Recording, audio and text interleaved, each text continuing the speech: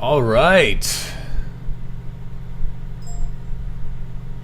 How's it going, everybody? Good morning, afternoon, or evening, wherever and whenever it is for you. My name is Giovanni. Let me turn on my TeamSpeak so I can hook it up with my other half, Microphone sound resumed. aka Mr. Veluux, aka the Screwdriver. How you doing, bud? Doing awesome. Of course. I mean, who ends their Vegas experience saying anything other than that, you know? Well, it's just been a couple days, so I can say that now, because the first couple days after were pretty rough. Welcome to Visionary Gaming. Thank you for the follow, Whiteberry. Absolutely, guys. We have so much to talk about. So much. If you guys don't know, Vel and I actually both went to SOE Live, which probably all of you guys do know. I picked up this sweet Nagafin hat. Oh, shit. Hold on one second. Got to fix up some screen crap here. There we go. Awesome. So, Vel picked up a couple of cool things at SOE Live, whether it's information, swag, nicknames, myself included. I got this, like I said, I got this awesome Nagafin hat. And more importantly, what we did pick up was a lot of really cool insight about lore. Vel and I, through many, many different ways of approaching developers, wound up talking to some people, including like Steve Denuser and Jeff Butler, and who else did you talk to?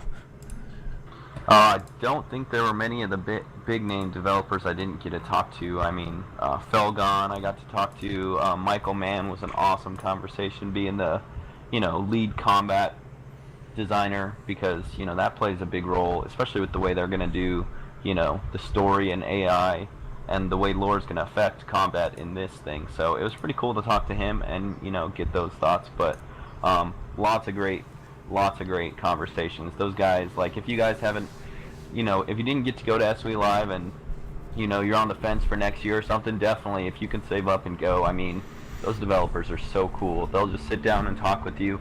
Like, people kept having to try and pull Jeff away because he just wanted to sit there and talk with us about all the stuff, the questions we were asking. So it was a really awesome experience. Everybody I know that I talked to there had an awesome time, and they loved the conversations they got with the developers, and it was great. I mean, it was an awesome time.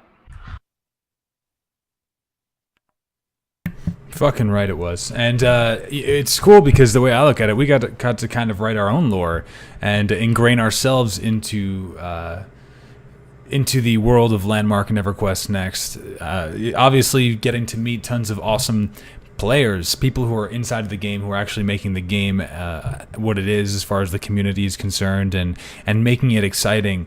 So I think we have a lot of personal stories that we can tell. Like I said, surprisingly, not as many nicknames as I thought would come out, but Vel did get one. So from now on, guys, keep this with you. Make sure you retweet it as well. Veluux the Screwdriver. It's a thing. It happened. This guy, double fisting screwdrivers like a boss, pretty much whenever I saw him. I have to say, the alcohol only ameliorated our experience. If you know what that word means as an author, I assume that you do. Yeah, it was just like icing on the cake. I mean, between getting to talk to the developers, getting to see all the new stuff, and of course, like Gio mentioned, like getting to meet everybody. I mean, there's people that I'm sure will be stopping in today that we got to see and meet there in person and got to, spend time with face to face. Was so cool, because as much interacting as you can do in Twitch, or on Twitter or whatever, it pales in comparison to just getting to sit down, share a drink with somebody and talk, your interests, talk the game. It was incredible. My biggest takeaway and my favorite part of the whole event was getting to meet other people, other players, people I'd interacted with in these communities, like the Visionary Gaming community and some of the other ones around there. It was awesome, like so awesome. Yeah. All right. So I think realistically we are all still recovering from SOE Live. If you guys haven't been on Twitter, if you guys don't have a Twitter, you definitely got to get one, because events like this, it really helps keep you involved and on the understanding of what we're all doing. And I mean, we were definitely tweeting out. I know Vel and I were tweeting out as much as we could about the information that was coming out. Hey, what's up, DeJello? How you doing, man? All right, so I'm going to go ahead and for the YouTubes officially start off our episode of LoreGasm. And you know what? Actually, before we do that, I'm going to throw up that new logo that you made. Let me grab that. I literally just put this together in the last 10 minutes, so it might get refined a little, but we both really like it so far. I hope you guys might like it as well. It's quite fitting. Totally. There we go. and for the sake of your the rest of your day, I won't really talk too much more about it. How's it? Yeah. Anyway. Awesome. I got that one. Good. That was smooth. That was a witty joke. Guys, let's go ahead and get started with today's episode of LoreGasm. All right. So, first of all, Vel, why don't you give us a little bit of since it is the SOE Live special edition, we could definitely talk about SOE Live. What do you think? Yeah, definitely. I mean, there was so much that happened there. I mean, tons of stories, whether, it was throughout the day or after hours. There was a lot of cool stuff there. All the keynotes were pretty amazing. It was cool to see them start doing more, Twitch interaction and having stuff stream live. So I hope some of those turned out well for you guys that didn't get to go and see them. But yeah, just so much information. Like, I was a zombie. Like, H1Z1, I'm kind of glad they were there because I had an excuse to be a zombie the last couple days. Like, my brain was fried between hanging out with everybody, lack of sleep, but I wouldn't change anything. It was so much fun. Sheesh, I don't even know where to start. Like, it's I need a prompt here. I have no idea. It's a giant whirlwind of information, really. Well, let's do some shout outs real quick. Who are some people that you saw at SOE Live that really made your experience?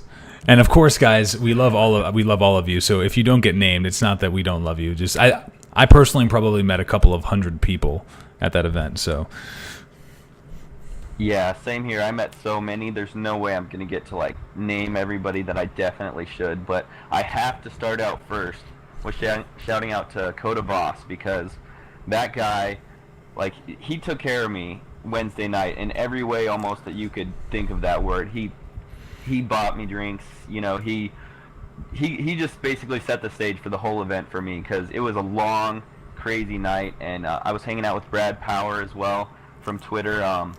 Hatter in game and Landmark, if you guys are familiar with him.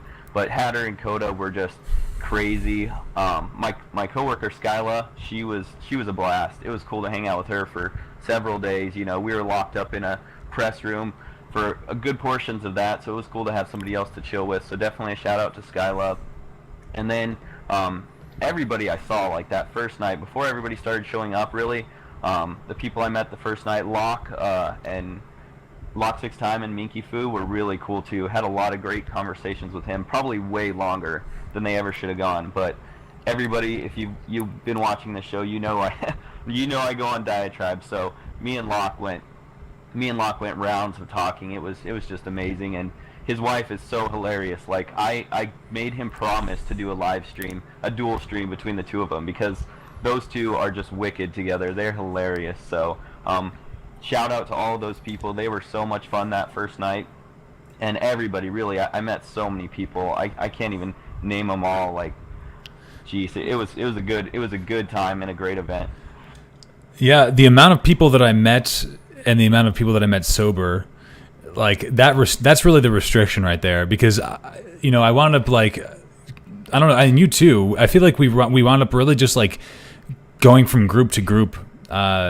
meeting like so many new people. I think like probably every 20 minutes, like I would wind up like feeling like I was in a new group of people just talking like about the most random things. Obviously, big shout out to all the devs who make this possible. SOE in general, just awesome. Thank you guys so much for hosting an event like this, allowing a place for players to come and feel comfortable talking about games, being themselves, in also throwing it in such an awesome environment. Because if it would have been a totally different experience had we done that in Mississippi or something. No hate to Mississippi, of course. Mississippi's probably a great place, but it's Vegas. It's Vegas, baby. Vegas. So, shout out to the devs. Go ahead. Oh, go ahead. Obviously, my roommate, Veluux, we had a lot of fun, did a lot of silly shit. Nuber as well. Nuber, who went out of his way to record and live stream some of the event. That was pretty awesome, and he helped you guys actually check out the combat panel for Landmark. So if you guys haven't seen it yet, make sure you go to his Twitch page and check all that out. The O team standing strong over there. Even the ones who didn't play Landmark, it was nice to finally get a chance to meet them. Lethality Group was there too. I got to chat with Dephonic, and he's a really fucking cool guy. Co-Carnage, Illahheim, got to chat with them for a bit too. Seemed like really cool guys. Lots of stories. Skylatron, by the way, Skyla definitely helped to make that experience exciting and really hilarious. So overall, like Vel said, you're never gonna name everybody, but there were just some people who did some crazy shit, and they stick out in my 15 shots of tequila mind right now. To Visionary. Yes, I definitely have to give a shout out to Tobrin and of course everybody on the Evercast show that was there. Okay, I guess only half were there, but like Tanlin and Kales were a great time. They were a lot of fun. They got to, for people that follow the show, they got to pop on Sunday to do a little bit of Evercast live from SOE. That was pretty cool. I popped in to say hi and give Tanlin a little kiss on the old dome. But he's a great guy. I mean, that show is a lot of fun. If you guys don't watch it Sunday nights, you definitely got to check that out as well. They do a lot of cool stuff. Fuck yeah. All right, so let's see. I mean, we can talk. I mean, there's so much we can talk about, right? As far as lore is concerned, the first day. I mean, let's even think about day by day. I think to keep it on track. The first day we found out some interesting, like straight up lore for Landmark. That was. Dave just dropped that on us. How did you feel about the information that we were given? Oh, it was awesome. I mean, the keynotes, just starting off from the keynotes was really cool. I mean, as soon as the first one was over, the EverQuest next one was over, and we started, finally heading out into the main rest of the day. It was cool. I got to stop and talk with Steve Denuser a little bit, and it was cool. I was hoping to get a little bit more out of him, but he's definitely good at keeping the tease going and leaving things in the lore for us to read, which is awesome. The books are great. Like, they're great to read. So I'm pretty glad he didn't give us too much, but it was pretty cool on the last day. Like, literally, I think Sunday it was before we were leaving. We got to kind of stand around Jeff Butler, and he actually dropped some of the biggest lore bombs really that there were, which is kind of what I was hyping Sunday when I popped in on Evercast to say there was a big lore bomb. That's something we'll talk about a little bit later.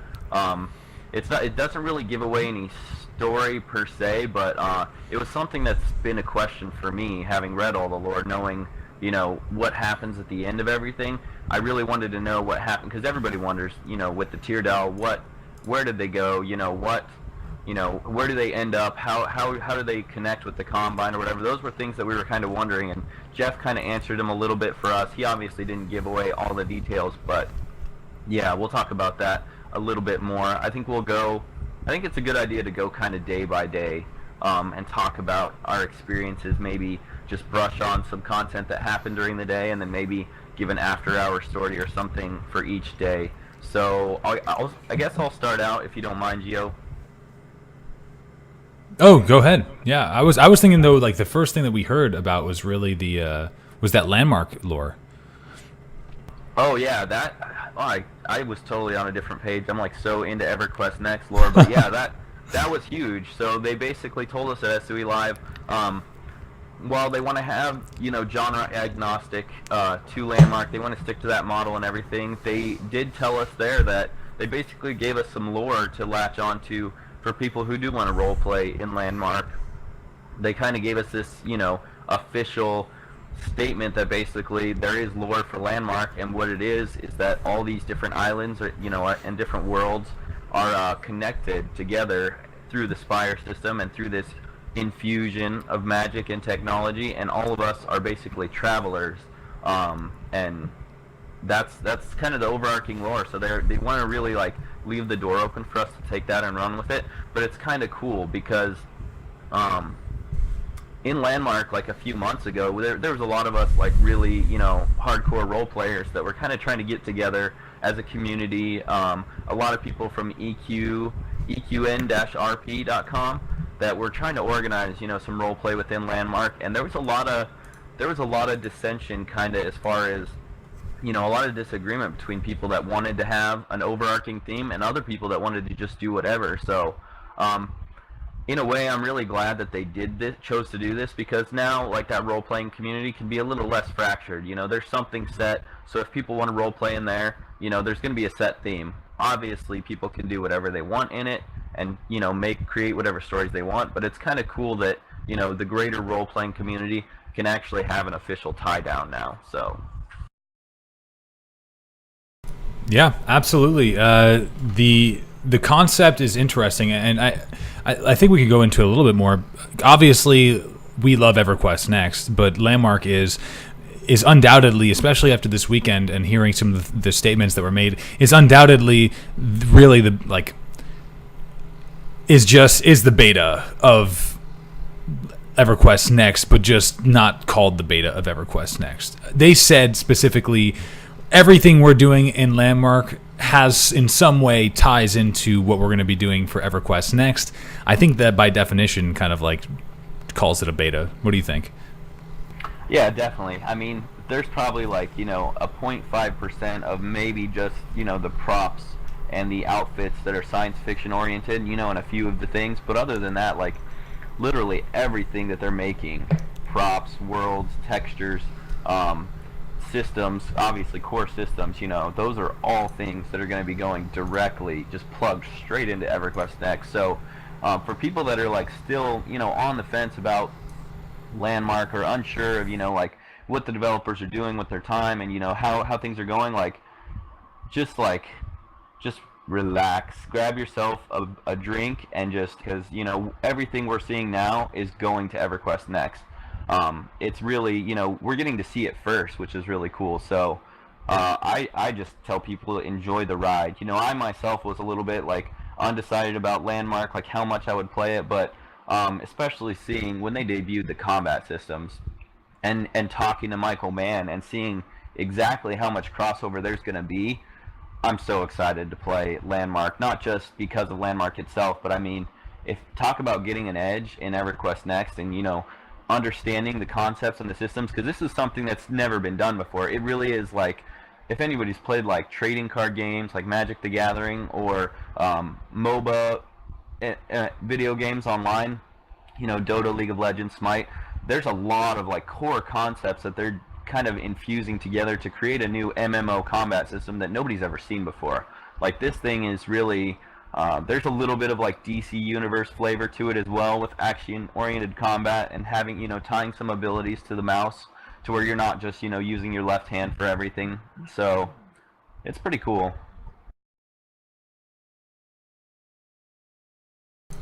I've been muting my mic so I could have the fan on. So if I sometimes talk, guys, and you don't see anything come out of my mouth, it's not magic.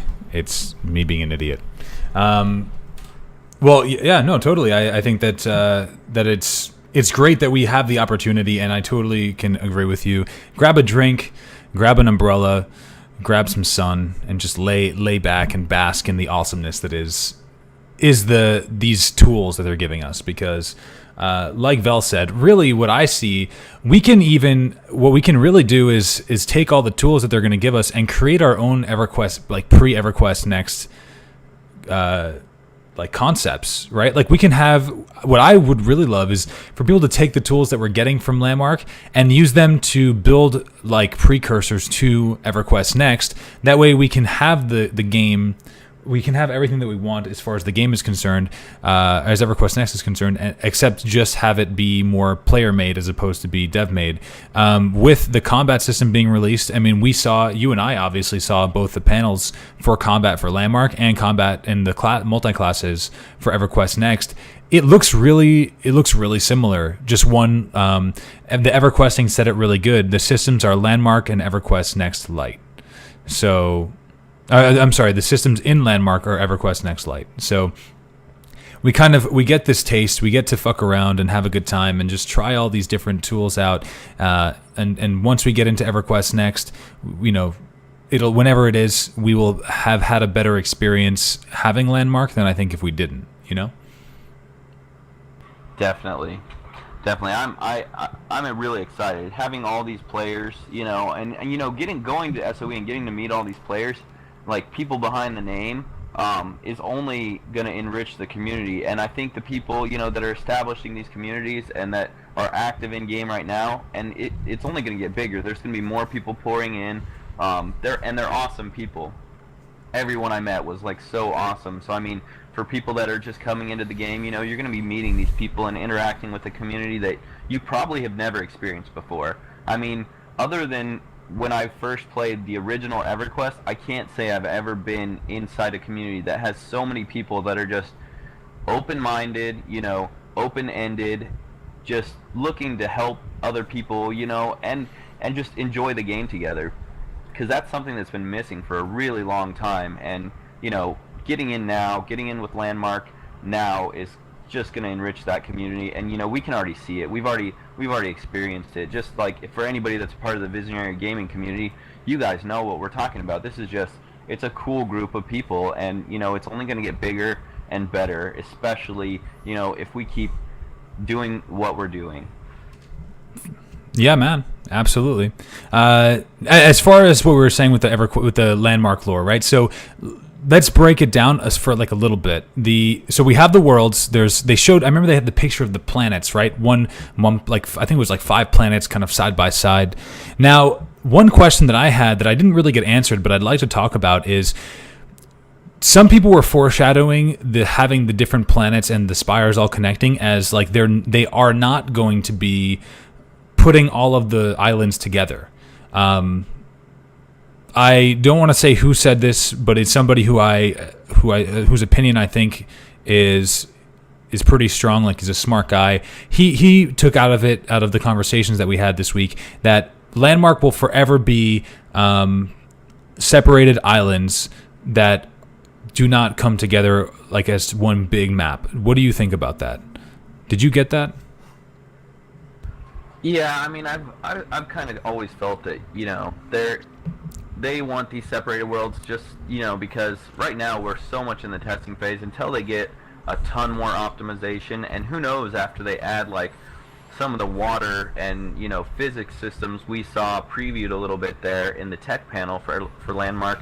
Once they get that stuff, who knows, how big of continents they can actually make right now, with the server technology we have right now. So I fully expect, us to stay in kind of slightly segregated islands for now. I mean, that's a terrible word. Not segregated islands, but separate islands, where we're having to port to go to other people's just because of, the new technology right now. They have to make sure all this stuff works really well, and they have to get everything set before they decide to increase the size, I guess, of islands, or start thinking about, having a world where you'd be able to just travel straight from one island to the next by simply like flying or traveling by ship. Yeah, and so that's interesting though, because that changes the whole dynamic of the game. I think that it's a cool dynamic though, because it'll make islands. I think people can really, especially as the game starts to grow, get together and make like themed islands, and you can kind of know what to expect. Now, not that it would be officially announced through SOE, but players can get together and they can grab up some Spire spots and they can say this section, we've grabbed up these spots. We want to create a world that feels a lot like blank. Whether it's fantasy, sci-fi, combat-based, etc. But giving people the ability to really create lore around each island instead of just having this massive world where you're running around and half of it is feeling like sci-fi, the other half is feeling like fantasy. So I think that there are advantages to keeping them all separate. And but although they didn't officially like announce that, I just kind of think that has a big part to play in the lore, because Landmark is really hard to tie down with lore. But so anyway, we have these planets, and on each planet we're called travelers, if I'm not mistaken, right? Travelers, is that it? Yeah. Yep. Just kind of like interdimensional or interworld travelers. Cool. And so we go from we come from a set, and like I was a little bit. So I was having a good time. As far as I remember, they were like, we're going to be traveling, we're going to be using, or we're from a different world, right? And like these are worlds that we're all coming to like new. It's not like we were born on these worlds or we come from these worlds. We're actually from other worlds, and we're using these portals to access these worlds together as a community of travelers. Yeah, it's actually interesting that like when they first kind of showed it, and Dave just touched on this lore a little bit, because it's really almost identical to what a specific community of role players really wanted to push to be like this overarching lore concept, as almost exactly that. Like everybody for whatever reason gets displaced, and they're just all settling these brand new worlds together. And they come from all walks of life, technology, states of technology, whatever. And that was something that like had come out of the role-playing community. So I'm not sure if they actually like read that somewhere on one of the role-playing websites, or the people that were proposing that were really sending that to developers. I'm not sure where, but it's crazy that they're like that is exactly what they were kind of pushing, and it's kind of cool to see them get that, because as many role players I know that like weren't totally for that, it's cool to see that the developers are paying attention to that community and trying to cater to them a little bit and give them what they're asking for, because really having a functional role playable MMO has not been around for a very long time. Like it's very hard to role play in most modern MMOs, just because they don't really they don't enable that type of gameplay. So it's cool to see them keeping that in mind and establishing lore even for a game like Landmark, where who would think that this is going to be a role player's wonderland, which it probably is going to be, because you can do just about anything there. Yeah. I mean, and it looks like it's a little safer, and a little more stylized, to where you won't get some of the extreme craziness that you would see in a game like Second Life. So I'm pretty excited to see. I'm excited for the future of Landmark for sure. Well, all they needed was that seed. They just needed to plant that seed, give the players something that they can come off of. That way they can, be the role players. I mean, because as it stood before, it's just all about it's like being God, like being, you decide 100% what everything means and why it exists. Now we have a reason to exist, and that gives us something to play off of. Whereas before, it's hard to role play when 15 different people have 15 different ideas about what exactly it is that is going on. So I think that this is gonna, like you said, this is gonna make it a lot easier for role players. It's gonna give them more direction. It's gonna give, and of course, it doesn't mean. It's just they did it in a way that it's not intrusive. Like it's not going to intrude on other people's ability to, even if they wanted to, create like a brand new lore based on whatever it is that they're building, like a fantasy based lore. You could still do that. You can still create those environments because the lore that they gave us was generic and general enough that everything is everything is open, but at the same time just gave us enough definition to feel like we're not floating in a world of emptiness. To Visionary Definitely. Gaming. Cool. So yeah, that was the first day. That was like the first thing that I remember as far as lore, which I thought was huge, obviously, because almost all of us, I feel like in here in this stream right now, are somehow invested inside of Landmark. What else happened the first day that was important about lore? I'm not really sure. Like Thursday, we had it was just really a big introductory thing, and then Friday. If we're on to Friday, I guess right now we are. With the introductory keynotes. Man, I can't even think. There's so many panels. Like, you're totally asking the wrong person, because I went to so many panels. Like, I barely remember what my name is after that day. Oh, of course. All right. So, Thursday. If we think, like, try to think, we had the EverQuest next and the Landmark keynotes. I guess we can talk a bit about monsters that we've been given so far, because monsters obviously play a huge part in lore. I think that what they did with the monsters in Landmark was really just take this opportunity to introduce monsters, but not tie us down into anything specific, because all the monsters we had were so generic. It wasn't like anything.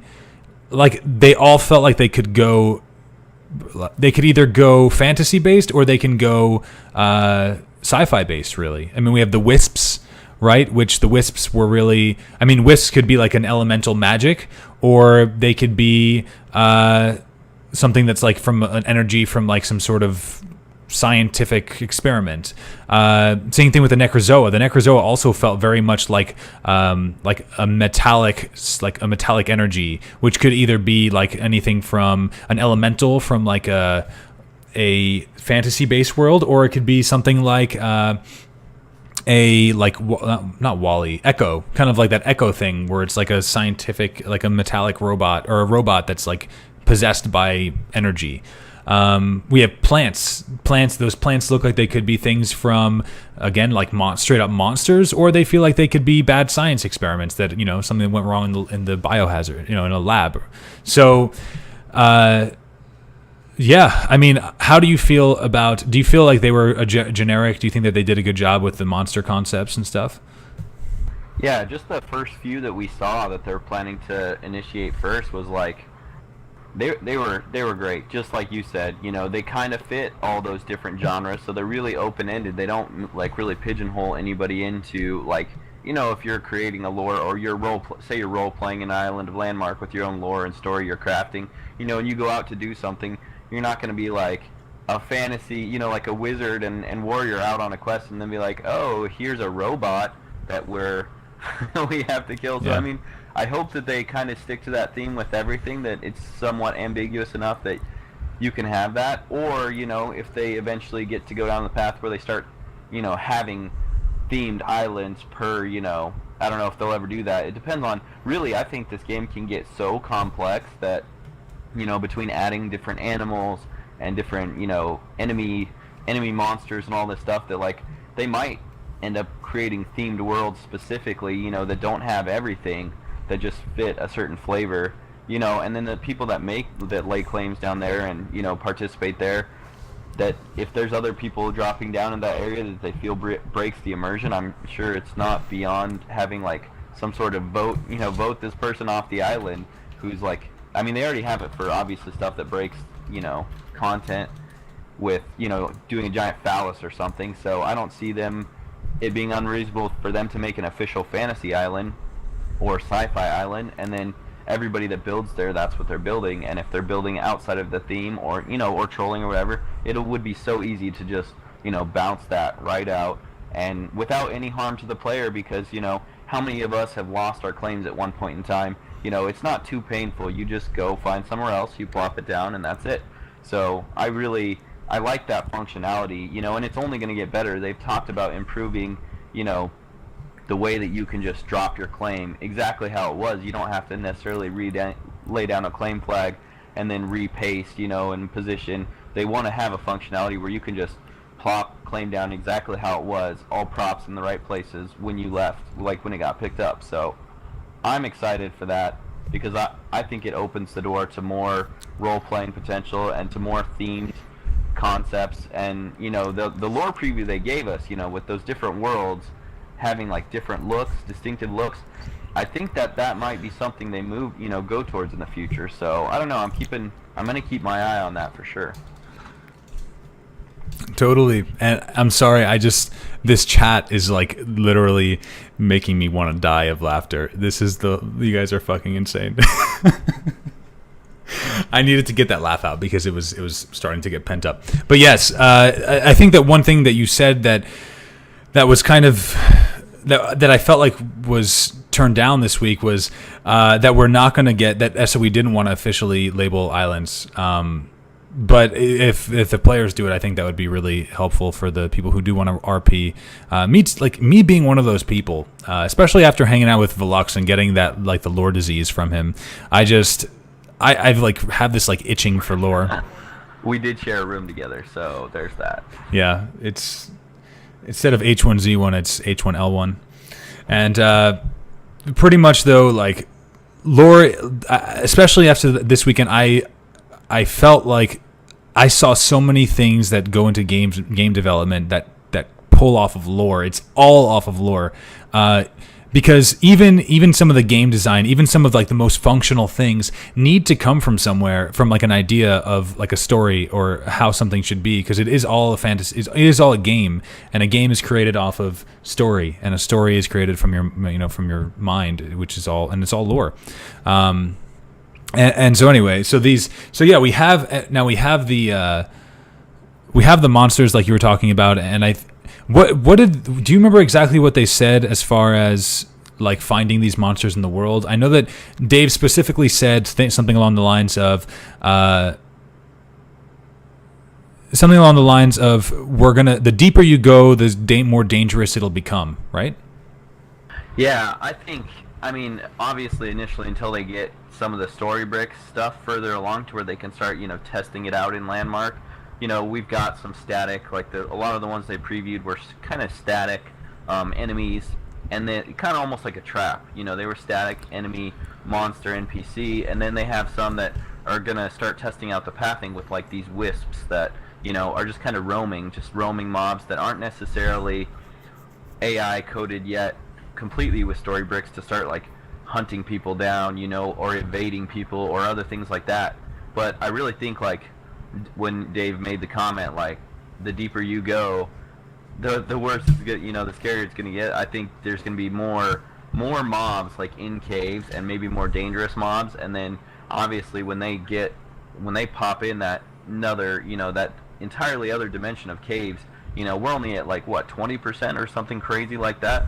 When we go down that other 80%, like if you can imagine how dark it's going to be, and these crazy biomes they're going to put down there, like they said at SOE Live, like we're going to have underground deserts, like underground tundra, like just crazy stuff. They want to make massive caverns where like you have long distance of sight, like underground, where you can just see across these massive caverns. There's going to be runes in there, treasure hunting, like the exploring level is going to go up like 20 notches by just, that extra depth and those crazy biomes. It's going to be really cool.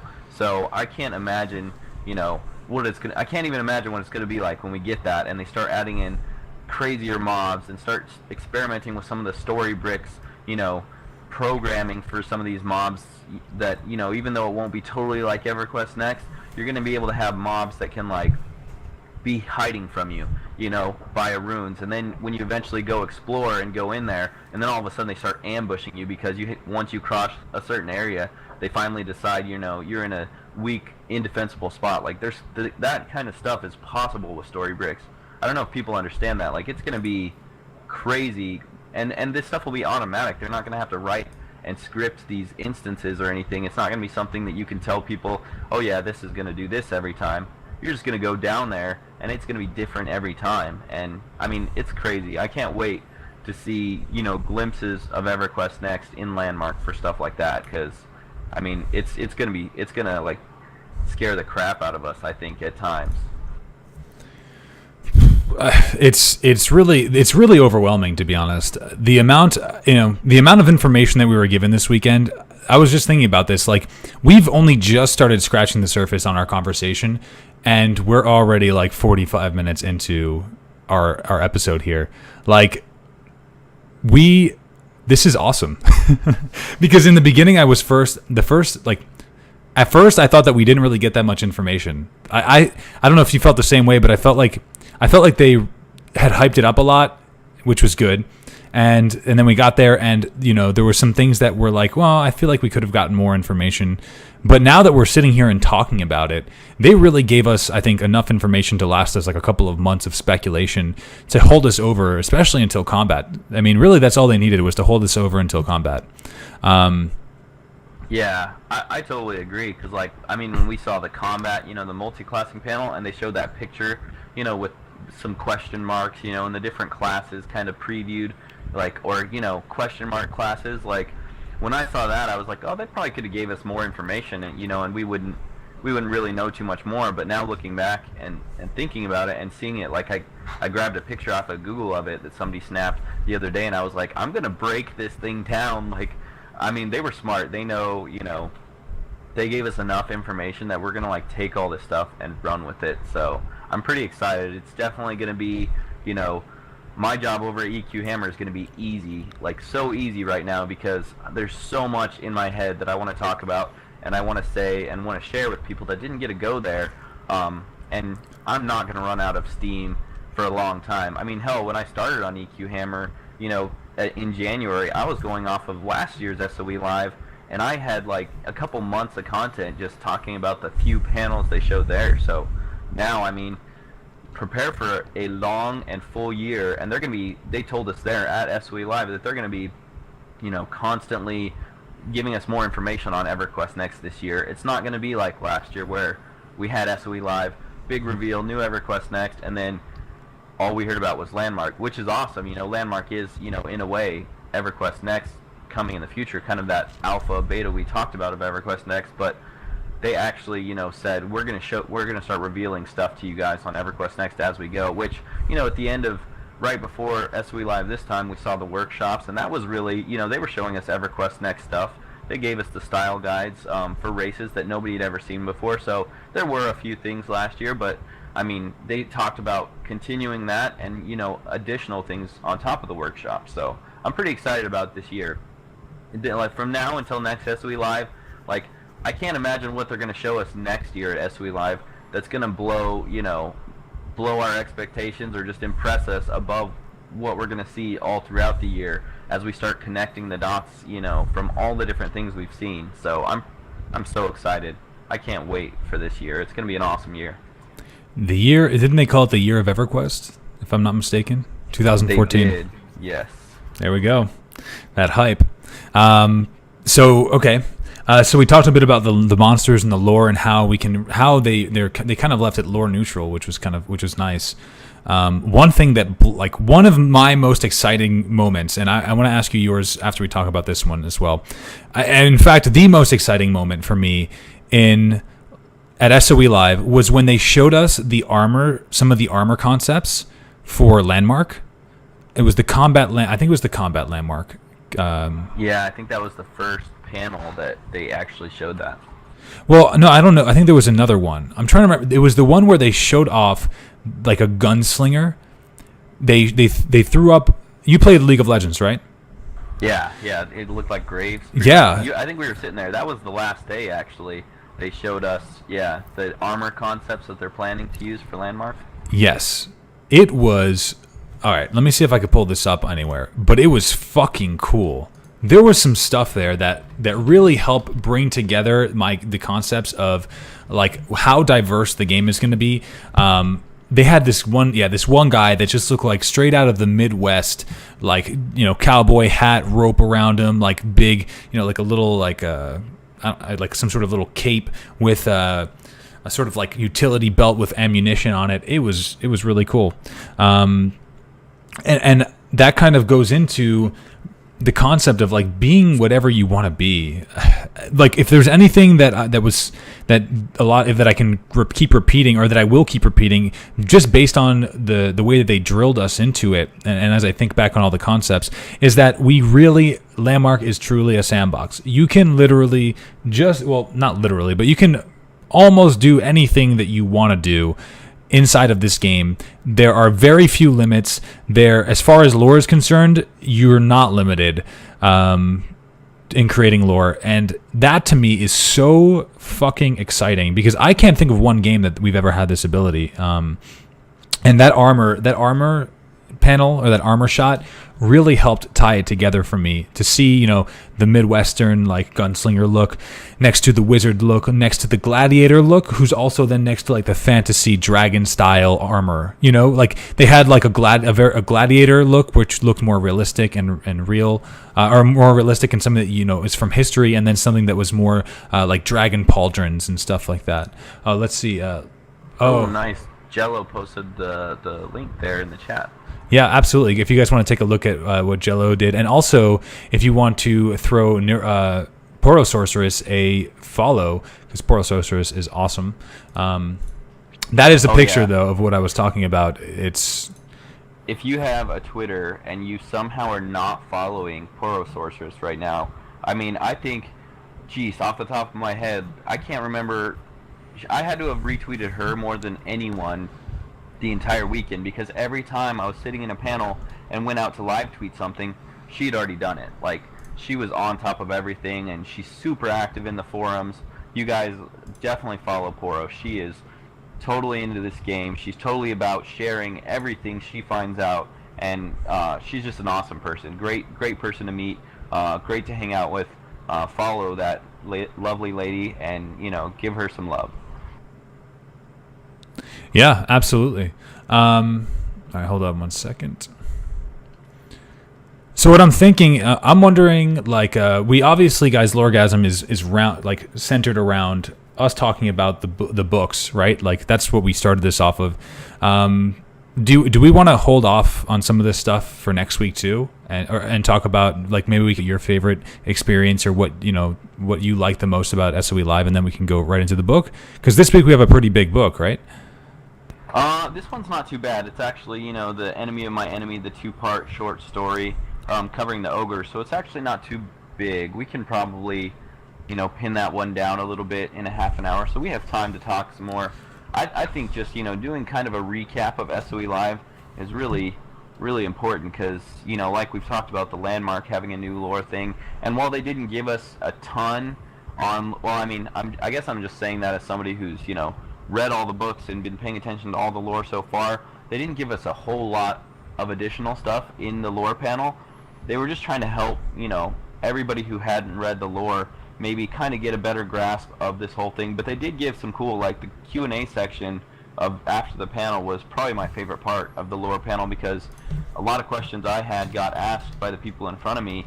So by the time it was my turn to ask a question, I was really like digging deep, to try and give them, to give some better, ideas of I think the question I asked was, can you, like, tell us why, you guys decided to restructure the universe of Norath, with the different worlds, we've talked about in past LoreGasms, having people, coming from different worlds or different realms or whatever they are, and being a part of Norath. And he really, like, one thing he told us, just to kind of quell all fears by people out there kind of fearing their favorite race might not be a Norath native, is that all of these races will be like totally tied and totally native to Norath in their own way. Like, yeah, maybe some are related to different worlds or possibly living on different worlds, but that doesn't mean that they're not originally native from Norath. Because one thing that I kind of got from the whole lore panel there, and just this whole big picture of the lore, is that Norath is this like centerpiece, this cornerstone of the entire like universe of this, this new EverQuest Next scheme. It's really, there's so much tying into it that no matter what worlds or what other, things come from the outside, everything is tied to Norath in a really big way. So I'm really excited that they're making this new Norath in a way where it's not going to ever feel stale, and parts of the world are always like, even the parts of the world you started in are always going to have relevance, because if this world is that important in the grand scheme of the universe, everything about it needs to be important, and it should feel important the entire time you're playing it. You should never feel like, oh, I've done that zone, and there's nothing for me there, there's no content for me there. That was one really cool thing we got to see with the Story Bricks panel, is like content has a way of like creating itself in this world, and every zone has a way of reestablishing relevance. So it was so cool to finally see a lot of these things they've talked about and promised, finally see like a little bit of them in action with like their Story Bricks kind of time-lapse demo was really cool.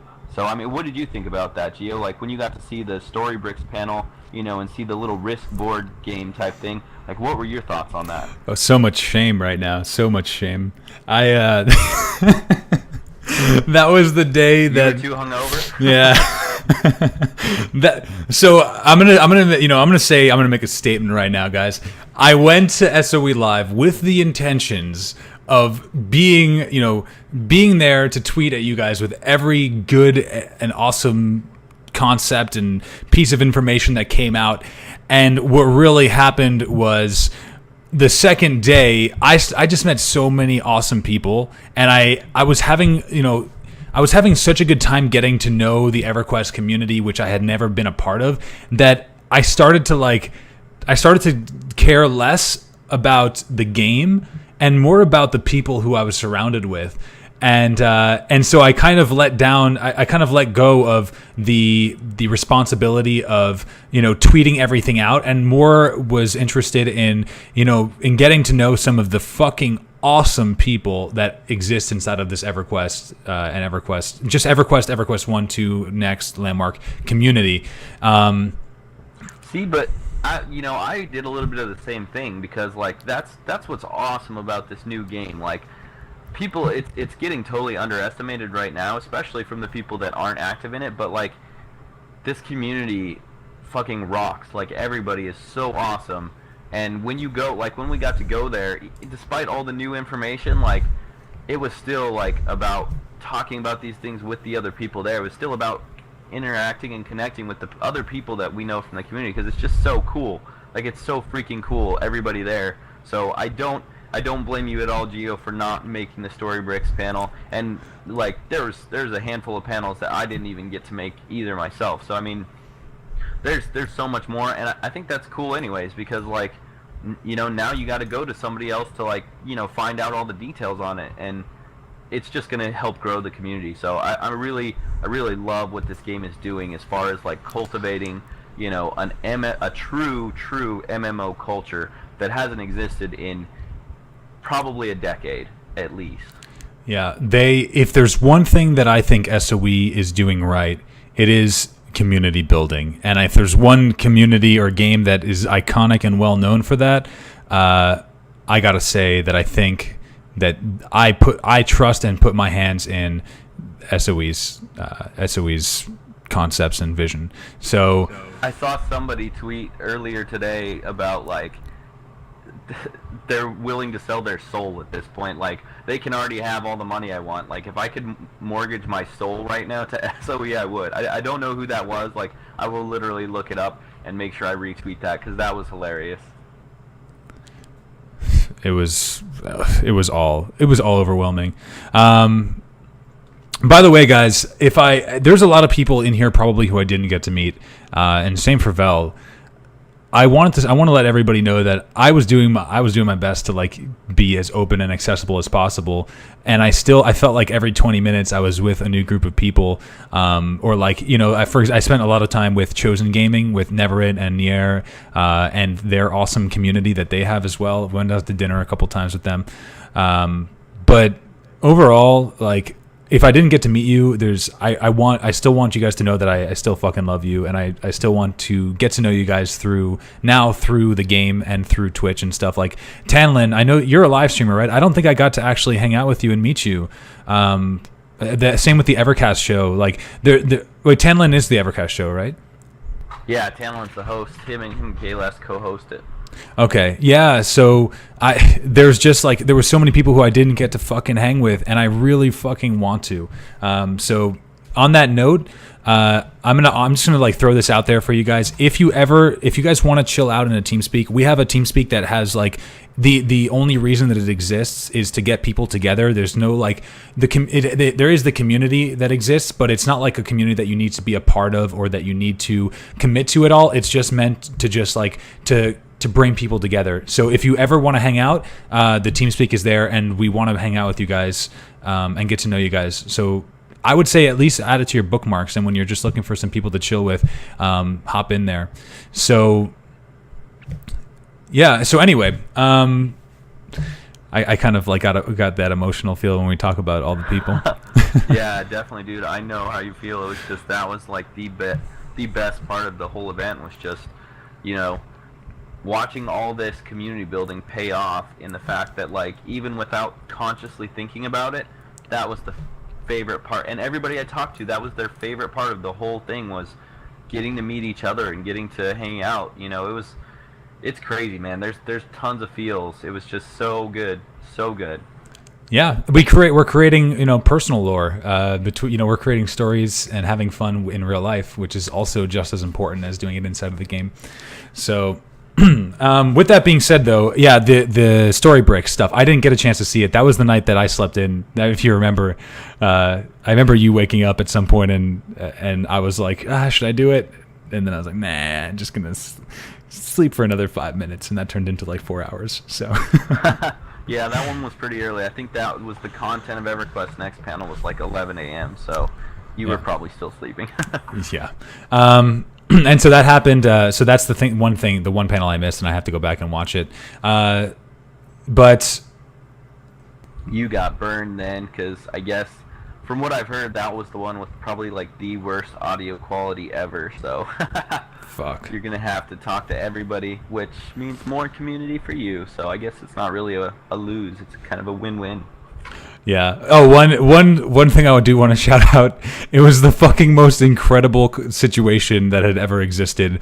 Like never. So if you guys know Neverett and Nier, they are the awesome couple that won the land. They won the costume contest or the cosplay contest. I don't know what the official name for that is. And so they won. Those are the people, Neverett and Nier. Neverett. Oh, with the founder's pickaxe? Yeah, with the founder's pickaxe, exactly. I got to like see them and like briefly meet on the fly, but I didn't get to actually hang out with them at all. So yeah, I'm kind of bummed. That was like, those were cool outfits. Like, I'm sure everybody will see pictures of it now. You can probably Google a picture of them and see it, or look at their Twitter. They were amazing outfits. Yeah, props to Nier, who I know she put a lot of work into that. So, but Neverett walks up, and I had never met him before, and he walks up, and he's like, he thinks that he's met me. He's acting as if like we've been bros like for since birth. Like, he's like, hey, what's up? Nice to see, like, how you doing? Like, it was hilarious, and he like really had actually thought that we had met, and I was like, yeah, I've never met you before, but it's really nice to meet you, and I think that he had met me through, or I had given Nier or Paige my card, and she gave it to him. So it was just this like funny situation. And then so we're at this bar, and Never starts talking to Spooty Man about a certain situation that's happening. That Spooty streams something happened with this guy and whatever. And they're having this conversation, and at some point, Never, you can tell that Never's, I mean, I couldn't really tell that much, but you can tell that Never's, like, got to go somewhere. So he's like, all right, guys, I got to bounce, I got to leave. So he leaves pretty quickly. And about, I think, like, the next day, we meet up again, and the same exact, spot. Like, I'm sitting there with Spooty, and Never walks up, and he's like, and him and Spooty start talking, and I'm like, oh, like, I guess we should all know each other. Like, this happened last night around the same time, almost like literally standing in the exact same spots. Everybody was facing the same way, and they start having the identical conversation that they were having the night before. And at some point I'm like they're acting as if they like had never met, like this had never happened before, like they'd never met, and like word for word they're saying the same shit that they said the night before. And at some point I'm like, wait guys, you know that you've had this conversation before. And they look at me like they have no fucking idea about what I'm talking about. Guys, you said like the same phrase that you just said, like was said yesterday. And they were just apparently so out of their mind drunk that they had no recollection of having that conversation or even meeting us, like meeting each other. And that was that situation kind of sums up for me all of like SOE Live was just people like meeting people, re-meeting people, like the most ridiculous situations unfolding in front of me. It was fucking hilarious. So, but anyway, yeah. So we were talking about. I wanted to share that with you guys because that's going down in my book. What's that thing called? The fucking. What was just something we should talk about? The Row song. The Row song. Yes, huge. Yeah, I just wrote it was kind of weird because like I saw the Row song, you know, and it kind of went in my head and hung there for a little while we were at the event, but I didn't really kind of grasp it until like last night I sat down to write, you know, an article that kind of covered the content delivery system for EverQuest Next, which kind of wrapped up everything in it with, you know, the way they're doing story bricks, the way they're doing the Row song, you know, and the way they're doing like the player consequence and stuff. So yeah, I really finally got to kind of like think about the Row song last night, and like it's really an incredible idea because it's taking something that we're familiar with in like, you know, a quest companion or a journal or whatever. It's taking that concept and just flipping it on its head, because I think what I said in the article was like, you know, quest journals give you a list of things you need to do, but the Row song is going to be a list of everything you've done. And like in the way that, and it might not make sense if you think, especially if you look at it from a typical MMO standpoint, but you know, when you see the way that the story is ingrained into this world and to the NPCs and how you interact with them, like knowing what you've done and who you've interacted with is going to show you where you're going to get, like what you haven't done. Like if you are looking for particular classes or you know, particular things you want to do in the world, you're going to know where you haven't been. So it's going to show, kind of, you know, indirectly point you where you need to go, and at the same time it's going to show you who you've interacted with, like certain merchants or something you might have established a good reputation with, so people you might want to go back to sell again. Like it's really, it's just crazy. Like I can't wait to see the different kind of innovative features that they put in this thing, because they really didn't talk about it a lot. The only reason I even kind of thought of those different things was when I kind of put the story bricks, you know, and some of the other core mechanics together into it to really imagine what this thing could be. So I'm really excited to hear more about Row song, but I have a feeling that we won't know much more about that for quite a while, because that's kind of like, you know, the one interactive piece that kind of ties all these core systems to us as players. So Row song is something I don't expect us to hear a ton of detail about for a long time, but it's definitely like, I think I'm going to be speculating on things about this book for quite a while, and especially, you know, as a lore person and a writer, like, I really hope we get to, I hope the Row song plays out in a way where, you know, it really feels like a story, like a personal story. It's not just, you know, a list of bullet points. So I'm pretty excited. It's definitely one of the unique features of EverQuest Next that people don't realize is unique, because I mean, as soon as they see the book, I'm sure they think, oh, that's going to be our quest journal, and it is, but it's not. So I'm pretty excited. Dude, the concept of the Row song is awesome. I think so much amazingness is going to come out of the Row song, especially because a lot of the things that the Row song is going to do are things that people that previous to that had kind of been complaining about, as far as like, oh, well, for example, like, I'll never be able to relive my experience because everything will always be changing. No, that's not true. The Row song is going to allow you to relive your experience, hopefully in like a really, like in an awesome sort of like story, epic, legendary way where you can relive, you can like it's like written down in the history books, right? That's kind of that feel that I get. It's like everything you do, every change and an impact that you have in the world will be written down in this book, and you can go back, through after a year and a half, and you can like reminisce on all the fucking awesome things that you did in the past, but still never have to worry about doing the same shit in the future. That concept alone, like you said, game changing, period. So awesome. It's actually like the Rosong Facebook of MMOs. GG. Yeah, it's pretty cool. I'm pretty excited. I think, when was it? I think it was directly after the EverQuest Next lore panel, or the EverQuest Next keynote. I went and I talked to Steve Denuser because I wanted to make sure I got, a later interview for my, ongoing lore series at EQHammer.com. And I came up and another person was talking to him. I believe his name is Aiden, his in-game name and landmark, and he was talking to him about a map, like about Aryan? Obviously, Aryan. Yeah. Yeah, I think it's Aryan. Yeah, and like he was talking to Morgard about maps, and since the world's always changing, the map's gonna be constantly changing. So they were talking about like, having a map that's kind of like almost like a history book, like a chronological history book, where you can kind of like maybe drag a slider or flip back through pages to see, how the world looked, at X point in time.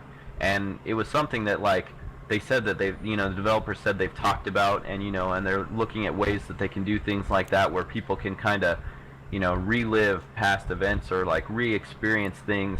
Maybe you don't get to actually replay the content, because I think that would be almost like impossible to do, like to totally relive something, but it's definitely something that, would be awesome to go back and have like this personal story and like show your friends, like, oh, look at this, like this is what I did, back when the world looked like this, and then you can connect to other people that way. They're like, oh, I was there too, like it's just, it's crazy. I'm really excited for little features like that are gonna also be community builders and just like pull everybody together. I'm pretty jazzed about this whole thing. Yeah, that's exactly what it is. It's going to pull people together based on their pasts. And in a game, like we were saying, in a game where you don't like a big thing in WoW, for example, you run a dungeon with somebody and you become friends with that person, and you probably run that same dungeon with them over and over again.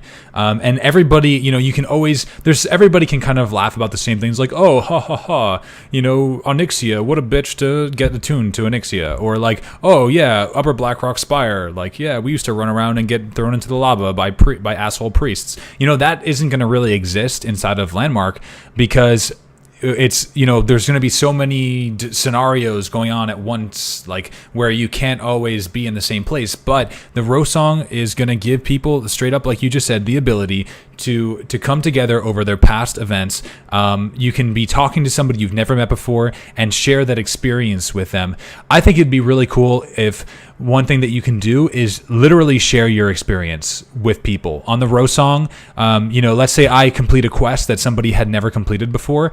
I can fill in my Rosong with a story, or help build the story, or like fill the story based on what they've done in the past. That would kind of be almost like an achievement system of like things that you've been there for. So if your character was existing in the time, but you were busy doing something different, maybe they can write it. It would be, I mean, this sounds like it would be incredibly difficult, but it would be awesome if they can basically write things in a sense that it all comes together like a story, where the past is written in like a sort of like fantasy novel type way, and each event has its own sort of paragraph or section or thing that it talks about, and that by going and talking to other people about these events, you can then share your stories with them to help complete their Rosong. Do you know what I mean? And how do you feel about that concept?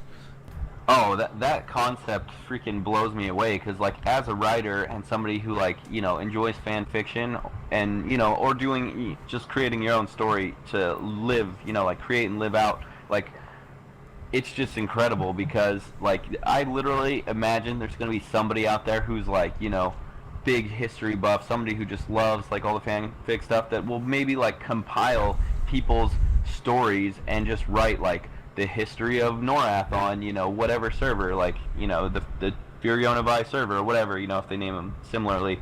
But yeah, I can see people like, like actually writing a historical book that like people can read and enjoy as like not only a timeline experience and seeing how things unfolded on this server, but also like it's just crazy. Like you could have side stories and oh my gosh, like it's there's no end to it, and it's cool because it's all grounded. It's not like another fanfic where like okay somebody just detours off and then future gameplay is going to change it. Like for that one particular server, all of that was fact, and everybody else can, because they know that's how the game mechanics work. It's not going to feel weird. They're going to read that, and though even though it didn't happen on their server, it's like a cool alternate reality, you know, and I don't know, it's crazy. Like I can't even, I'm not even going to touch that topic yet because I feel myself like I don't want to get to a LoreGasm too early. Yes, you've already, apparently according to the logo, you've already achieved LoreGasm, Vel. So apparently, yes. But anyway, yeah, the row song is it's an incredible, awesome tool. A lot of people are saying like, well, we don't want it to be a convenience. We don't want it to be something where they dumb down the game, and I agree with you there. I think that there are definitely things that they can do that'll help, because there are, like, in a world that's so dynamic, you need some way to keep everybody together, but at the same time, you don't want it to turn into like, wow, like, hey, let's just, you know, like, this will lead you down to the path to get exactly where you want to go. It shouldn't be a guide, it shouldn't be really a guide. It should be more of like, I don't know what next, like a story or like a review, in my opinion. What do you think? How do you think that they have any intentions? I didn't really hear about turning the row song into some sort of like player guide. I really think, like, kind of what I said like earlier, like, I don't know, 15-20 minutes ago, they're totally gonna flip this concept upside down, and like people are gonna be like, especially if somebody comes in EverQuest Next not having done any prior research and they open the row song expecting to open it like another guy, like another typical lore journal. I mean, not lore journal, quest journal. They're gonna just like feel retarded and confused because like it's gonna be totally different. Welcome like it's to gonna be Visionary not a list of things to do. It's gonna be a list of things what you have done. So I mean, like, it's gonna indirectly point you places to go by kind of showing you where you've been. So you're like, oh well, I haven't been over here. I'm gonna go check out this. Or maybe you're like, oh well, I have interacted with this merchant a ton. You know, and you know, he told me, hey, I'll give you a really good deal next time, you know, whatever. And so you save up a lot of money. You're like, maybe I should go, you know, cash in on that really good deal right now. Things like that. It's just like, it's just crazy. It's not going to be a typical quest journal. It's going to be something that like flips that whole concept upside down, and instead of limiting our options to where now we just go do this and this and this on a set path, it's going to open up options. It's going to, like, every single thing we do is going to give us two options. You do one thing, now you've got two options, and it's going to spider web out to where at some point you're not even going to be able to like even go back and like continue options on things you've done in the past. Man, I don't even know. Like, it's just nuts. It is. One feature, like, this is like a cosmetic, but I think it'd be really cool if, you know, I mean, we've been talking a lot about being, or you and I have talked about being good and evil kind of thing. So it'd be really awesome if the row song kind of starts to change based on your affinity to being good or evil. Like, as you become more good, maybe it can start to, like, the pages can start to like glow a white light, or, you know, things like of that nature. And if you become evil, it could start to like become really dark and demonic. I mean, like, damn, these are just ideas of like some cool things we could do. But how do you think that, and do you think that that kind of like evil versus like good is like, do you think that should tie into the row song at all? I think it would definitely be cool to do, because like this is awesome, because this ties into, I think we're coming up to like in half an hour. It ties into the big lore bomb I wanted to share. But anyways, like, yeah, with the row song, I really think it would be cool to see that like visual expression in, you know, whether you're aiding the enemies or, you know, helping everybody else. Because I actually specifically made sure to ask Jeff Butler about this type of thing, like how much of a bad guy can we be, you know, like, and really, like, you can be as bad as you want to be. Like, the way the AI works and the way we're going to be interacting with the AI, we can be bad guys. Like, you can be the bad guy of the story, and it's all going to make sense, and it's not going to feel immersion breaking. Like, oh, I'm really a good guy, I'm just like fucking off, but you can really be a bad guy in this story, which is kind of cool. I have no idea what like the consequences and penalties will be of that, or if it's going to be cool though. I think they're going to do it well, just because from the way I talked to Jeff Butler about how he talked about the Magic the Gathering type of influence, and anybody who's played Magic kind of knows about the 5 different colors, and you have white and you have black, and they're kind of opposed, and but you can play black, you can be that like evil feeling type of concept, and it doesn't break the game. Like, you're not going against other players per se. Yes, your goals are opposed, and you might directly oppose them, especially if you have an open PvP server, but I think they're gonna really show people some clever stuff that has been done in the trading card game community, or trading card games that like hasn't shown up really, especially in MMOs. So I'm excited to see that come to life. But in that same conversation with Jeff, we were talking about, because like I'm a huge fan of the Tyrdal. I mean, anybody who's talked to me or has interacted with me on Twitter or anything, they know like I love the Tyrdal. They're my favorite race. I love Dark Elves in all fantasy, and we were talking with Jeff, about all this stuff, about being the bad guy. Because one thing I was wondering is that, okay, from what we know of the lore so far, the Dark Elves, are displaced to the Umbra at some point, but we didn't know where they come back. We didn't know, where they ended up, how they end up meeting the Combine again, if they're opposed to the Combine, or if they want to seek, friendly terms again, because, they still have the connected history of what happened when they, we haven't got to this lore stuff yet in our LoreGasm reviews, but if you've read my online lore reviews at EQ Hammer, I've gone through all those.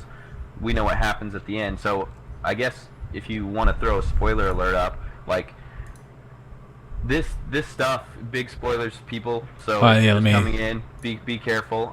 Big spoilers here, but. Well, so hold on. Before we're going to talk about the stuff that Jeff said, right? Yes. So just really quickly before you start talking about it, this was awesome, and I want to give you a high five, Vel, because I actually don't even think that it was like something that we got out of him. I think that he really wanted to say it. Like Jeff, by the way, awesome dev. The dude, the guy, the gentleman is like. He was so open, and he was really clear about what he was trying to say. It didn't feel like he was trying to hide anything from us. It felt much more like he really wanted to give us as much information as he possibly could. So, and when Veluux and I were standing around, do you remember the question that sparked this, by the way? Because there was, I think that's important too, to talk about why this is important. Why like this lore is important. I don't know what ended up sparking it, because that's why it was like so shocking to me, because like really the question we asked wasn't necessarily for that, but like you said, like I think he just wanted to tell us this so badly that like we just he just took something out of whatever we were talking about and moved to this. He could kind of just tell like this is what something that we were trying to figure out. You know what it was? We were talking about starting zones. We were trying to figure out. We were trying to figure out how starting zones will work, and how players will like. What's when we start the game? Where do we come in? Where do all the races tie into this? All right, I remember now. So we were all talking. We actually like Jeff wasn't even there yet. Like we were all talking in a group. It was like me, Snowman, Wilk, and a few other people. That were just talking about this, like kind of having a little bit of a debate, like a friendly debate about like, will there be multiple starting zones? What have the devs said? Because there was different like conflicting information. And then like, I don't know who pointed it out, but Jeff Butler had like slowly kind of walked up near us, and he was talking to somebody else. So we just kind of like all as a group like shuffled and sidestepped over to merge into these two people that were talking, and then then it just went crazy from there, because we really just kind of asked him about starting zones, and he just kind of like blew our minds with like stuff we didn't really know before about how we're going to start the game, and what roles we're going to play. So like it was crazy.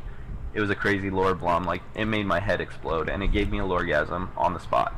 Yeah, for sure. Okay, so just before we talked about it, I just wanted to give a shout out to because I think I know that like a couple of us had really like gotten to a point where he did want to say this to us. That was really great. So shout out to us, and then shout out to Jeff Butler for being such a awesome dev.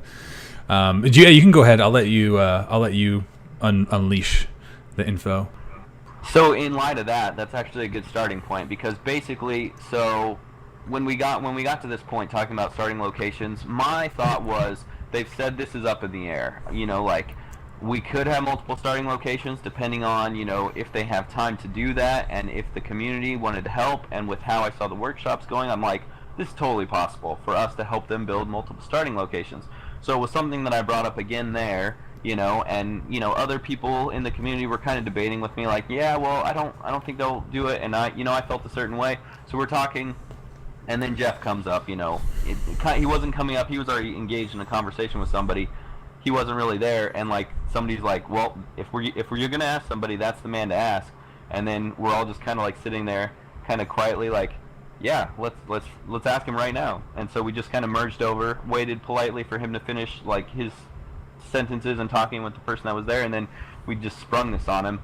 And really, what he said was, like, yeah, we've talked about doing different starting locations, but it's a lot of work, because they don't want to do a tutorial.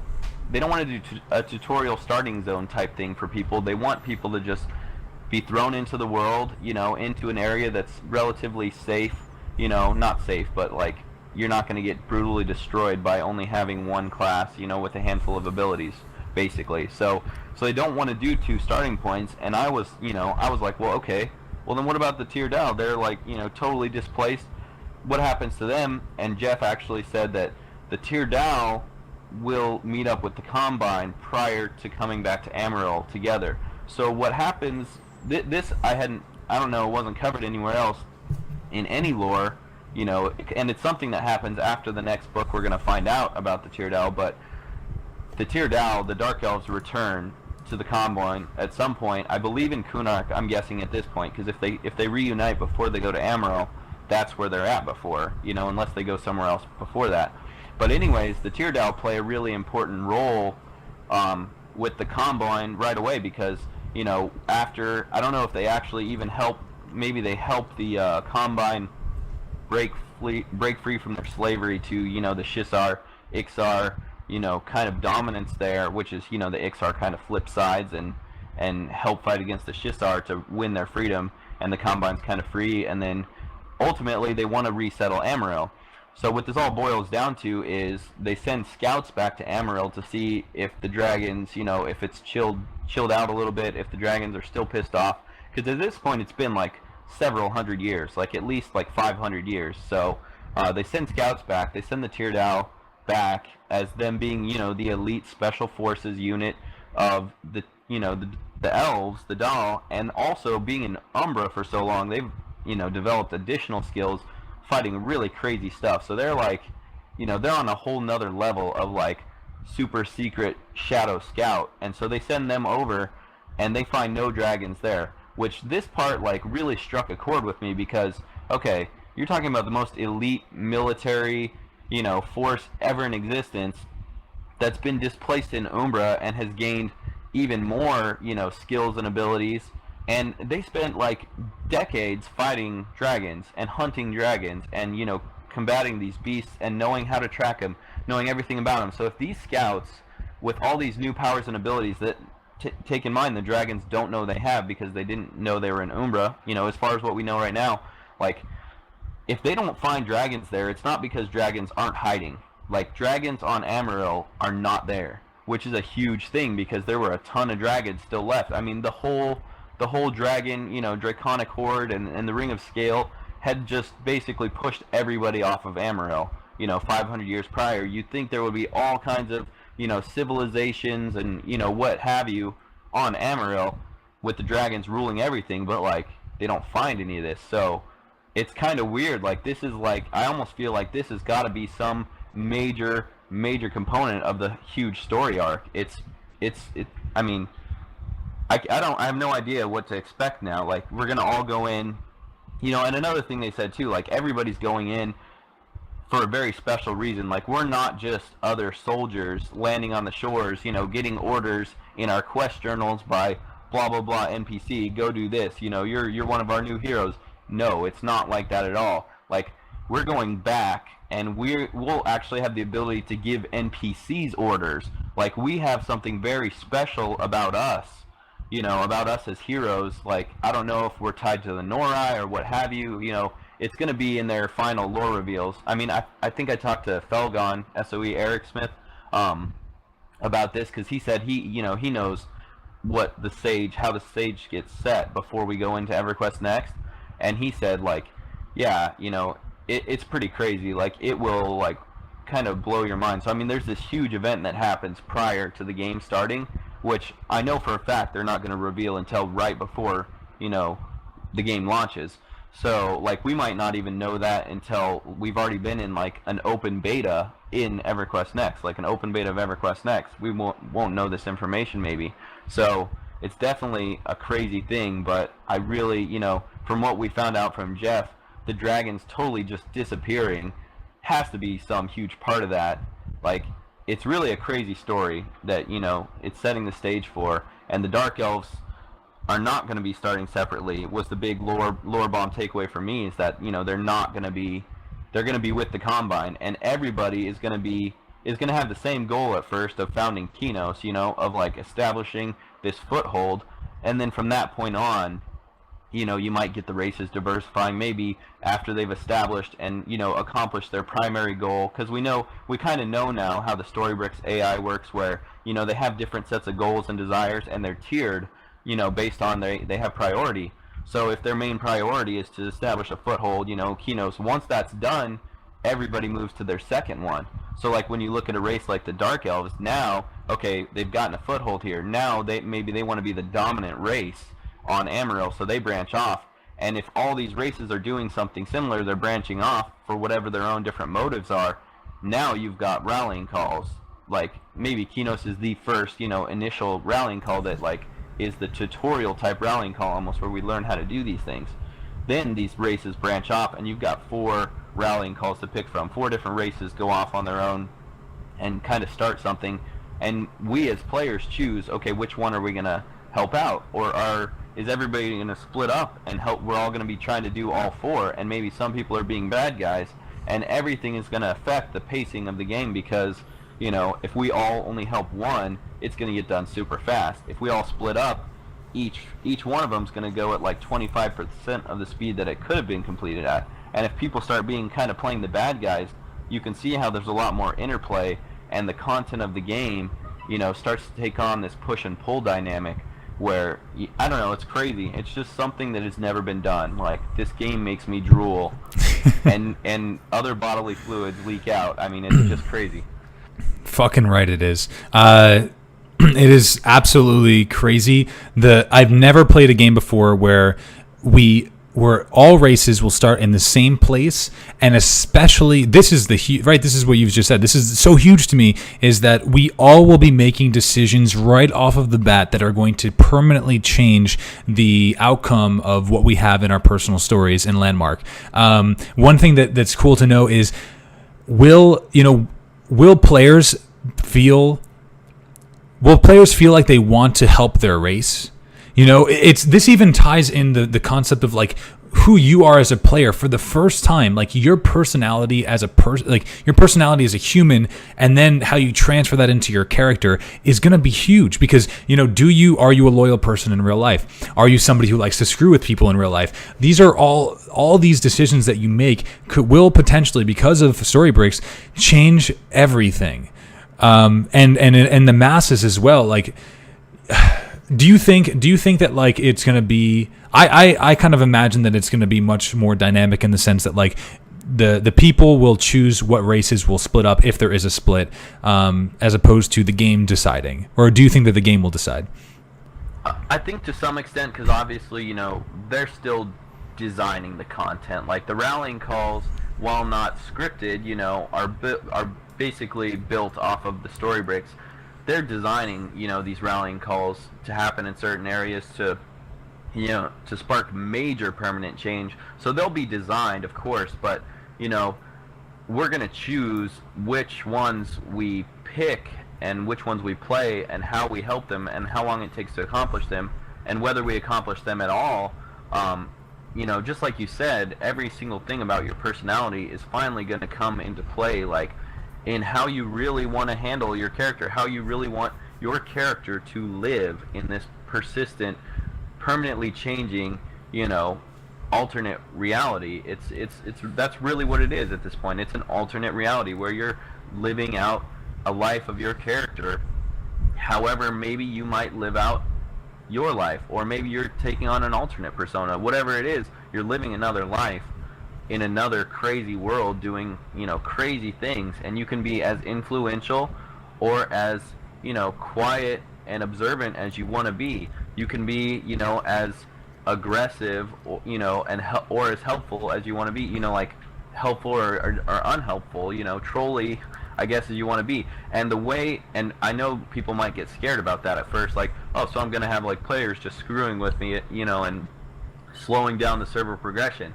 Like, technically yes, but like there's gonna be consequences for that. If somebody's just coming along, like harassing the NPCs you're sending out, to help accomplish this rallying call, and killing them possibly, they're going to have major implications. That faction is going to hate them because, and also too, remember, like, this was one thing that Jeff specifically noted, I think in the same conversation, or maybe shortly before when I was talking to him earlier that day. He said, you don't have a faction bar.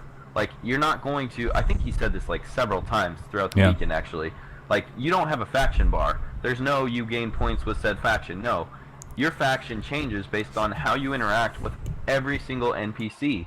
Like, what you do changes how much you're liked by a certain thing, by a certain like faction, and there's a lot of like other complexities. It's not just like the human faction and the Dark Elf faction.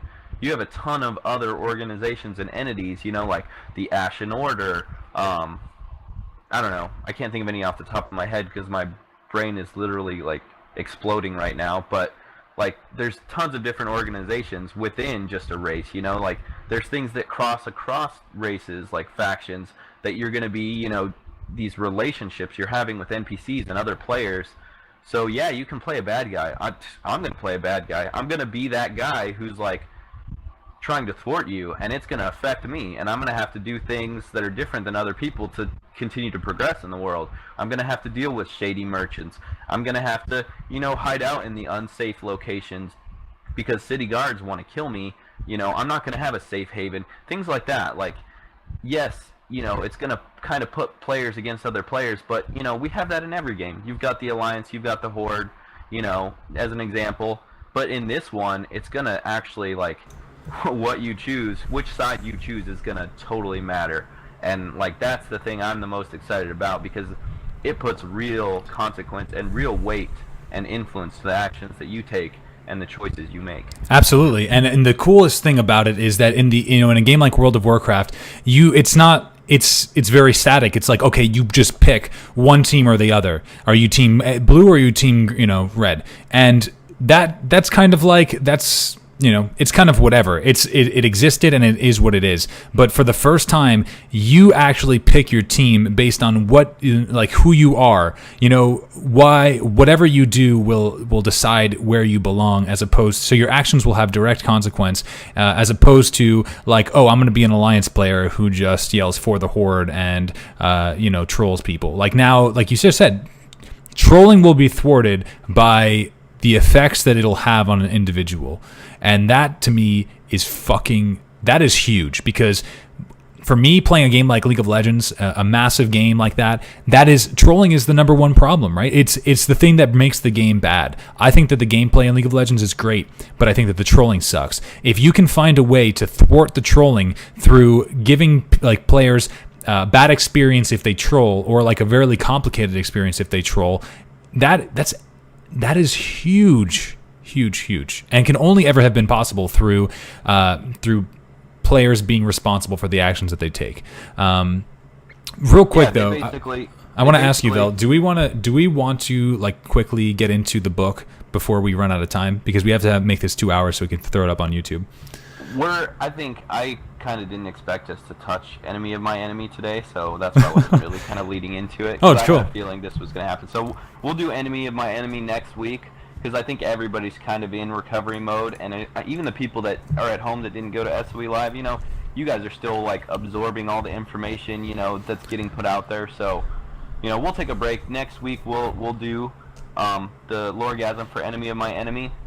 So that'll give you guys an additional, week to read those very short stories. I think they're like 10, 12 pages each. It's 2 parts, so it's like 25 pages. So you even have even more of no excuse not to read it now that you've had 2 weeks. No, I'm just kidding. But yeah, I mean, it's one thing before I forget. I wanted to say, Gio, when you were talking about like the built-in anti-troll mechanic, like that's really the reason people troll is because there are no consequences. Now there are consequences, but instead of having consequences that are piss people off, like banning or other things like this, like you're actually putting consequences that the players of the game care about, because if they play the game and are invested in this game, they're going to care about the consequences that happen in game way more than they're going to care about the consequences that happen out of game.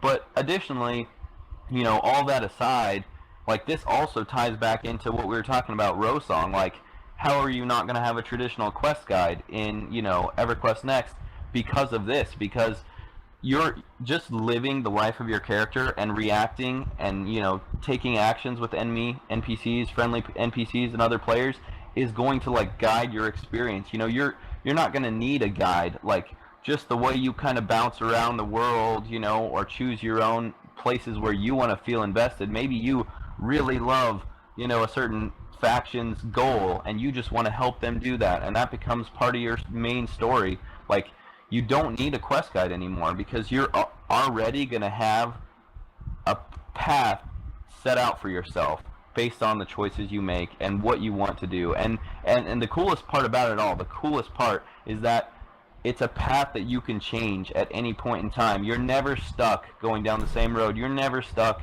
in a class you find out you hate. You're never stuck in something that you didn't have awareness of before you chose it. Like, you're always able to, not able to backtrack because your history is remembered, but you're always able to have a change of heart. You're always able to take a new direction. It's something that's never been done before, and like, if anybody gets anything from the whole like SOE Live this past week, as far as the game is concerned, this has never been done before, and it's not just like another WildStar or ESO or another World of Warcraft or any whatever. Like, even the most unique MMOs ever created to date, Ultima Online, the early ones before WoW took the stage, even those will pale in comparison to what EverQuest Next is going to do. Like, it truly is the next-gen MMO, and the more we find out about it, the more we're getting on the same page as the developers and knowing why they're so confident in saying what they're saying, and just that, and now we know why they've been so secretive. Like, if all this stuff comes to pass, like, there's a reason they were tight-lipped for an entire year about this. They, to get that head start and to just be the one who takes the stage now, because after EverQuest Next come out like this, it's not gonna, who's gonna step up to the plate? It might be a while before somebody, comes up with something new that's really gonna be able to compete. So it's crazy. It's definitely, it's gonna be genre shocking, and it's gonna shock the gaming industry at large, I think. Like, not just MMOs, but it's gonna be crazy. So I'm pretty excited. Bye, Nara. Bye, Paige. Sorry, I got on the diatribe. I apologize. They happen a lot. That's why we have you here. No way. That's why you're such a good part of the show. You know what? It really is cool to have somebody, Vel, who's as passionate about this kind of stuff as I am. I mean, I'm just a passionate person in general, especially about things that I love, and so that's why I fucking play and do this shit 8 hours a day, 5 days a week, which is just the tip of what we do. So I think, like you said, for me, for everybody who's in here, I want you guys to try, to sit and to, brew in all of the awesomeness that happened, and come to a your own opinion about a lot of the things that are happening. If you guys have any questions about any of the any SOE stuff, just know that you can always tweet to me or to Veluux, and we will answer the questions based on our experiences with the devs as best we can. Because even though I didn't tweet a lot, and I don't know, Vel, how much you tweeted. I did tweet a bit, but I didn't tweet a lot. I was spending all of my time talking with people, so I do have a lot to say, and we have a lot of information. Just it's not out there yet. So, like I said, just questions at Veluux. Let me go ahead and put, if you want to throw your social media in there too. That way, people can follow us and just we want to give you guys a place to ask questions if you have them. Just the tip is going to be the new show motto. What was the wait? Yeah, the another thing too, if you guys if you really are craving more content, like EQ Hammer, if you guys don't know, part of the 10 Ton Hammer network, we showed up in force for SOE Live. We hosted the pool party. We wanted to put a lot of boots on the ground for this thing because having past experiences at SOE Live, my fellow co-staffers, not me, they knew that this is a different type of event, and the type of interaction you get with the developers and that you get with the community, it's just incredible. So we put a lot of people there so that hopefully we got tons of conversations like Gio was talking about. That's exactly what I did. That's why I didn't get to tweet out as much, because 90% of the tweets I put out were joking around and having a blast with people like developers and people within the community, the players of the game. So I mean, this is something that we really wanted to invest in for 10 Ton Hammer and EQ Hammer especially, because this is what makes the game. This is what makes the community. So if you guys want some really in-depth content, pay attention to EQ Hammer and what's coming out. Not just the stuff I'm writing, but I've got a lot of great other writers, that are there, people that were on scene, and got to have some of this extra interaction. So hopefully between all of us, and between everybody in the community, like we were giving shout outs earlier to Poro Sorceress, to Evercast, watch these shows, be a part of the communities, pay attention to all this stuff, because everybody got additional information that even if you get to see every panel, Twitch stream or whatever that was there, there's so much more, and there's only going to be more, and it's only going to get better. So follow everybody, keep track of what's going on in the communities, get involved, come up with questions, tell us what you think about what you've seen, and like Gio said, ask questions, to us, ask them to other, even to other people out in the community. There's so much information. So you guys all rock. Thank you so much for watching. I think we are going to cut it here pretty soon, right? We're almost to 2 hours, so we can get it on YouTube and not get muted out or anything like that. So this episode will be up later on YouTube. If you guys have friends that might find what you heard here today interesting and insightful, then share it with them. And thank you so much again for coming and listening, and I will hand it over to Gio to do what he does and keep rocking it all day long. So yeah, pretty simple stuff. We do this, if you guys are interested, we do this every Wednesday, 1 p.m. to 3 p.m. That's our time frame. You can always find us here. We will have a lot more to talk about, and I'm also going to say this: if you want to, Vel, why don't we? I mean, if you're not busy, I know you have a little bit of extra time today. Why don't we stick around and just talk about some more SOE stuff with some of the chatters and see if they have any questions right now, and talk about whatever they're interested in. Are you down for that? Yeah, definitely. I will take a short 10-ish minute break, and then I'll be back. And yeah, let's do that. I gotta clear it with the wife. I was gone for 5 days, so we'll have to see what she says. So I'm pretty sure I can, but I will get back to you in about 5 minutes. Other words, I'll kind of talk from the chat and chime in and kind of add to the crazy stories that you have to tell. So yeah. And by the way, guys, if you want to be able to be a part of the stream, because not all the live stream stuff is put up later on YouTube and stuff. For those of you guys who are watching the YouTube video, twitch.tv/VizGaming. Like I said, we got Wednesdays 1 to 3 LoreGasm every single week. We're going to keep on doing these episodes for many, many months to come, hopefully years. Realistically, this is just the tip. The tip of the iceberg. And Vel and I are working on graphics. Anderin, an awesome gentleman who we got to meet at SOE Live, is going to be working on some customized music for LoreGasm. Who knows what kind of sexy things will be inside of there. I already told him I want some of the Dark Elf stuff. I don't know if you guys saw his live mixing that he did a little bit on during the Evercast 1 year anniversary show, but he had some Dark Elf stuff there, and I'm gonna get it. I'm gonna get it for you guys. I'm gonna get some bits of it because it was cool. I mean, anything he does is gonna be cool, but yes, the Dark Elves. Oh, it sounded so good. Yep. So, I just want to let you guys know that we are constantly thinking of how we can make this better for you guys, how we can improve the quality of what we have. If I could say that, or if I could ask you guys, feel free, like I said, to get on Twitter or send me a private message if it's something a little bit more, a bigger kind of request that you can't fit in Twitter. If you have any things that you want to see on these shows, if you have any requests for information that you'd like us to talk about.